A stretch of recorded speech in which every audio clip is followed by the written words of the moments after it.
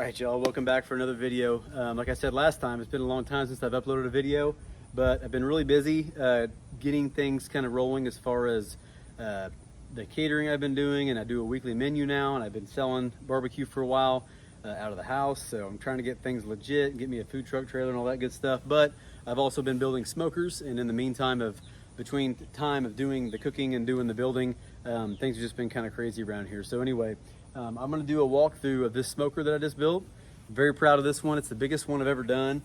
Built the trailer, built everything from scratch. Every piece of this was built by me.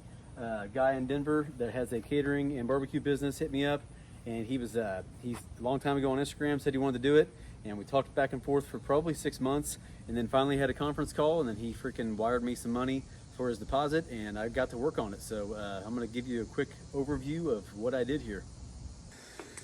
All right, so not really into all the different, I don't have microphone still, I don't have new cameras and shit, but anyway, it is what it is. I'm just doing this for fun, just so I can show you guys what I'm doing, and if anybody's ever interested in getting something like this, all you gotta do is hit me up and we can discuss. I'm gonna show you my garage real quick. It's a mess, but I've got two 120s lined up, and I've got a partial 250 back there. I'm gonna be using that for a really cool reverse flow 36-inch smoker. So it's gonna have a 36-inch cooking rack, 2 racks inside of that 30-inch by 36-inch long deal, and it's going to be freaking awesome for a backyard smoker. That's going to be hard to beat. You can cook four briskets on the bottom shelf alone. But really quick, here we are. Firebox right here. This Firebox is 32 by 31 inches, okay? This has a partial piece of a 250-gallon smoker, and it's a 1/4-inch steel inside this. Quick look. So it's kind of hard to see, sorry. So 30-inch inside, 1/4-inch thick. You can see the throat right there. I probably opened those doors up. But this is fully insulated around the corners, around the top, and everything. So I went with this 2,000-degree heat insulation. So 1/4-inch steel all the way around. Thing's freaking heavy duty. And it's going to be nicely insulated because he's going to be, doing some cooking in Denver, and he's going to be cooking when it's cold, up in the mountains and stuff, doing some competition. So I went ahead and did insulated for him. First time I've ever done an insulated Firebox. I think it came out pretty awesome. Now I will go ahead and do a quick overview of the trailer, and I'll show you the inside of the smoker. So we just got the clear coat put on it. My dad and I did. I went ahead and power washed it and got everything all cleaned up. Whoop, there we go. Did the trailer myself. It's got a 3,500-pound axle on it. Got the fenders put on this morning. Got the whole thing's high temp clear coated all the way around. I'm gonna put I don't have a trailer jack on it yet. I got to put that on it still. Collapsible stack on here. That's a 7-inch stack, and it's about, I think it's about 8.5 feet tall. I forget exactly, but anyway. Got the holder right there, bent that by hand, put the horseshoes on for the door stops. I did do a small wood storage over here. I did not do the full length of it. I figured if I just did a partial one here, that's plenty if you wanted to do a weekend cook somewhere, and leave this space open for possibility of a Santa Maria grill or possibility of a griddle, propane, anything you want to put there. I figured I would leave that space open for kind of whatever he wanted to do, because I think it's kind of a waste of space to have a whole thing of wood storage there. That's just my opinion, but anyway, I'm gonna go show you the inside now. So it ended up doing 3 doors on this. I think if I ever did another one, if I did one for myself, which I'm going to do a 288 for myself next. If you're interested in something like that, the only difference between a 288 and a 330 literally is the length of the end cap. That is it. The 288s have a really short end cap.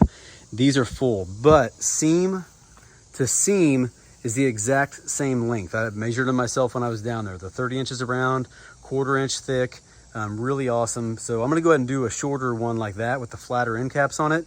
And I think that'd suit my needs a lot better, but go ahead and open these up real quick. Whoop. Yep, take a break. All right, so here we are. We got 3 doors, which means we got 3 slide out racks on the bottom. Each rack, it's about 28.5 inches deep. When you just count the the 3/4 inch on each side, and it's about 26 inches wide.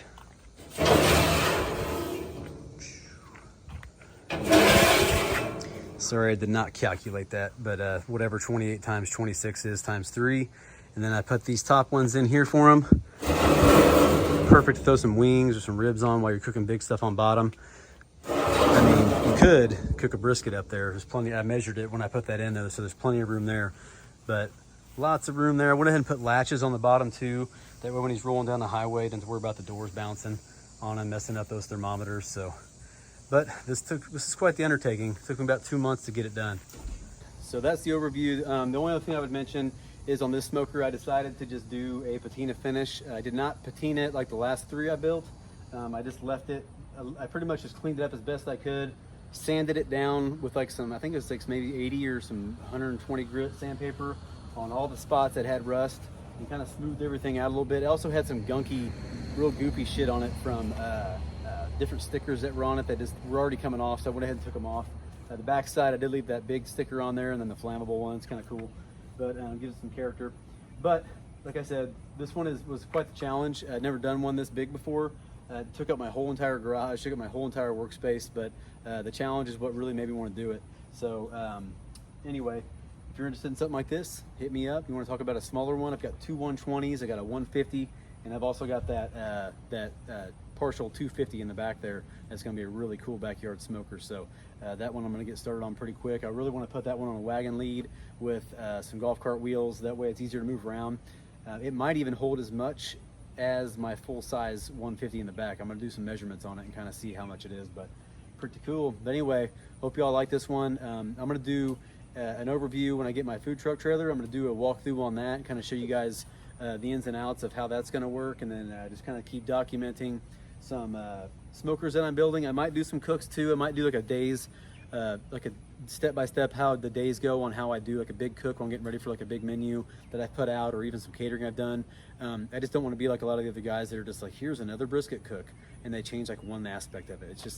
It's so monotonous. It's like I can't even put the effort and energy into doing that, so I'm just not going to do it. Anyway, if you like what you're seeing, like I always say, keep following, like, subscribe, share with your friends. That would be greatly appreciated. Thank you.